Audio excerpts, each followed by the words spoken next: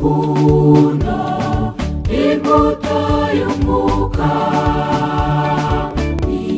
ijambo ry'Imana rivuga niyo mpamvu Yesu yavuze ati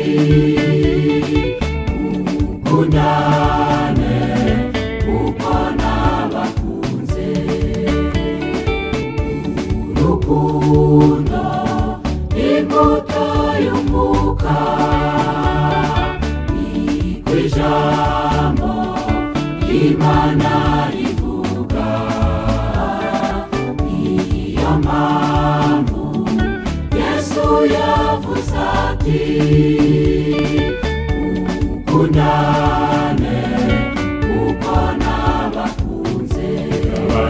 Nibwo abantu bazamenya ko muri abigishwa banjye kandi bizabatera guhimbaza So wo mw'ijuru.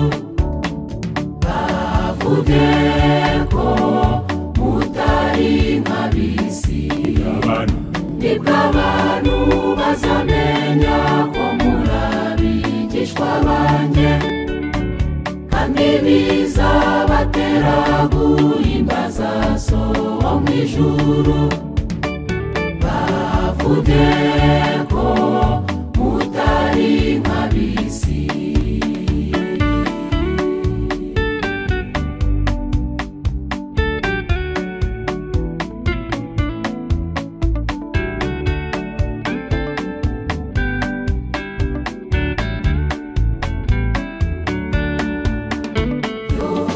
Yohana we yaravuze ati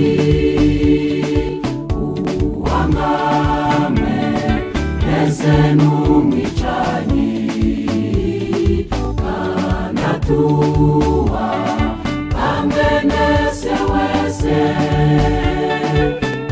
ukoraryo uwasuwe Imana. Yohana we yaravuze ati uwamwame ese n'umwicanyi kanatuwa amwenese wese ukoraryo uwasuwe Imana.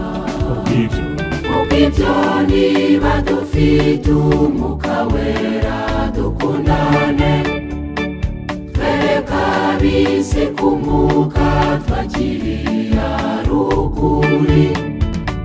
Twere imbuto zikwiriye abihanye.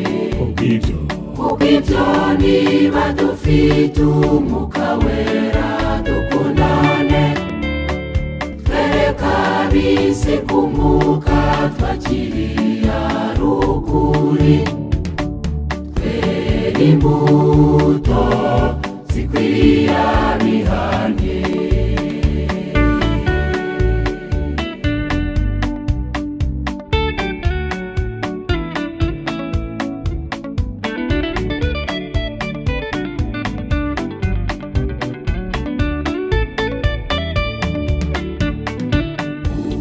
Urukundo iruba muri twe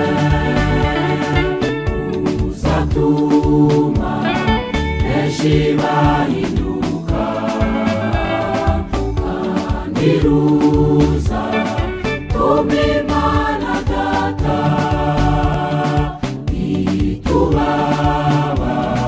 ibyaha byacu. Urukundo iruba muri twe uzatuma benshi bahinduka, kandi ruzatuma Imana Data itubaba ibyaha byacu. Petero yayobowe n'umwuka wera aravuga ati ikiruta mukundane urukundo rwinshi kuko rutwikira ibyaha byinshi. Petero yayobowe n'Umwuka Wera aravuga ati ikiruta byose mukundane urukundo rwinshi kuko rutwikira ibyaha byinshi kuko rutwikira